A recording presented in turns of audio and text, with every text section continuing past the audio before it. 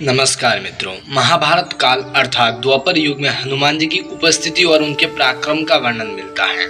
आज की इस वीडियो से हम महाभारत में हनुमान जी के 5 प्रमुख पराक्रमों के बारे में जानेंगे, जिनका महाभारत में सविस्तार से उल्लेख मिलता है और कहाँ उनका विशेष योगदान रहा। तो मित्रों, यह सब जानने के लिए आप हमारे इस वीडियो के साथ में बने रहे अंत तक। तो चलिए मित्रों, बिना टाइम वेस्ट किए करते हैं वीडियो को स्टार्ट। तो मित्रों, प्रथम नंबर पे आता है पौंड्रक की नगरी को उजाड़ना। पौंड्र नगरी का राजा पौंड्रक खुद को वासुदेव भगवान कहता था और श्री कृष्ण को अपना शत्रु समझता था। एक बार श्री कृष्ण की माया से उसके महल में एक कमल का फूल गिरा और उसने अपने मित्र काशीराज और वानर द्वीप से पूछा कि ये कहाँ मिलेगा। तो काशीराज ने कहा कि गंधमादक पर्वत पर, और वानर द्वीप ने कहा कि मैं लेकर आता हूँ। हनुमान जी उसी दिव्य कमल सरोवर के पास रहते थे। श्री कृष्ण के आदेश पर हनुमान जी खुद ही वानर द्वीप के बंदी बनकर पौंड्र नगरी पहुंच गए और उन्होंने वहां पौंड्रक को चेतावनी दी कि यदि तूने खुद को भगवान मानना नहीं छोड़ा और धर्म के मार्ग पर नहीं आया तो मेरे प्रभु तेरा वध कर देंगे। फिर हनुमान जी उसके महल को और उसकी नगरी को नष्ट करके पुनः गंधमादन पर्वत पर चले गए। बाद में बलराम जी वानर द्वीप का और श्री कृष्ण पौंड्रक का वध कर देते हैं। और दूसरी बार हनुमान जी ने भीम का घमंड चूर किया। एक बार द्रौपदी के कहने पर भीम गंधमादन पर्वत के उस कमल सरोवर के पास पहुंच गया था जहां हनुमान जी रहते थे। हनुमान जी रास्ते में लेटे थे तो भीम ने उन्हें वहां से हटने का कहा। तब हनुमान जी ने कहा कि तुम तो बलशाली हो, तो तुम खुद ही मेरी पूंछ हटाकर अपना मार्ग बना लो। परंतु भीम उनकी पूंछ हिला भी नहीं पाया। बाद में भीम को जब यह पता चला कि वो पवन पुत्र हनुमान है तो उन्होंने उनसे क्षमा मांगी। इसी तरह महाभारत में तीसरी बार अर्जुन का घमंड किया चूर।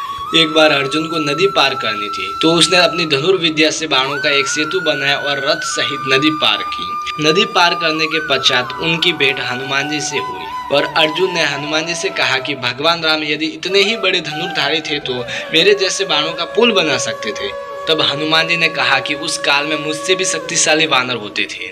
यह बाणों का सेतु उनके भार से ढह जाता और तुम्हारा बाणों का सेतु तो मेरा भी भार सहन नहीं कर सकता। तब अर्जुन कहता है कि यदि तुम्हारे चलने से मेरे बाणों का सेतु टूट गया तो मैं खुद को सर्वश्रेष्ठ धनुर्धर मानना छोड़ दूंगा।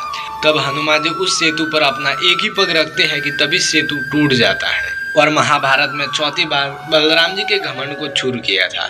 बलराम जी ने जब विशालकाय वानर द्वीप को अपनी एक ही मुक्के से मार दिया था तो उन्हें बल का घमंड हो चला था। तब श्री कृष्ण के आदेश पर हनुमान जी द्वारका की वाटिका में घुस गए और वहां फल खाकर उत्पात मचाने लगे। यह सुनकर बलराम जी खुद उन्हें एक साधारण वानर समझकर अपनी गदा लेकर वाटिका से भगाने के लिए पहुंच गए। वहां उनका हनुमान जी से गदा युद्ध हुआ और वे हाँफने लगे। तब उन्होंने कहा कि सच को वानर, तुम कौन हो, वरना मैं अपना हल निकाल लूंगा। तब वहां श्री कृष्ण और रुक्मणी जी प्रकट होकर बताते हैं कि वह पवन पुत्र हनुमान जी हैं। इसी तरह हनुमान जी ने गरुड़ देव और सुदर्शन चक्र का भी अभिमान तोड़ दिया था। और मित्रों, 5वीं बार हनुमान जी का उल्लेख महाभारत के महायुद्ध में भी मिलता है, जब श्री कृष्ण के ही आदेश पर हनुमान जी कुरुक्षेत्र के युद्ध में सूक्ष्म रूप में उनके रथ पर सवार हो गए थे। यही कारण था कि पहले भीष्म और बाद में कर्ण के प्रहार से उनका रथ सुरक्षित रहा, अन्यथा कर्ण ने तो कभी का ही रथ को ध्वस्त कर दिया होता। तो फिर मित्रों, ये था आज का हमारा वीडियो। इस वीडियो में आपने जाना कि महाभारत के युद्ध में कब कब हनुमान जी का उल्लेख हुआ है। आशा करता हूँ कि आपको हमारा ये वीडियो जानकर अच्छा लगा होगा। तो कृपया हमारे इस वीडियो को लाइक, कमेंट, शेयर एंड हमारे इस कर्मयोगी चैनल को सब्सक्राइब करना बिल्कुल ना भूले। तो फिर चलिए मित्रों, आज के लिए इतना ही। फिर मिलते हैं अगले वीडियो के साथ।